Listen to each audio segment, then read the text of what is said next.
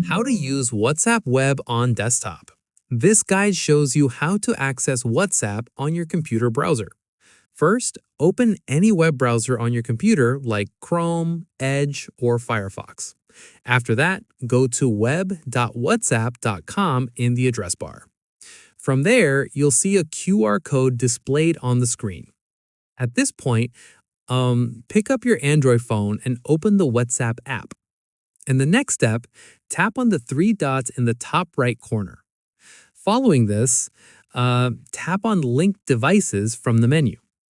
Once done, tap on Link a Device at the bottom. From here, you may be prompted to verify using your fingerprint or PIN. At this stage, point your phone's camera at the QR code on your computer screen. After this, WhatsApp will scan the code and link your account. Once completed, your WhatsApp chats will appear on your desktop browser.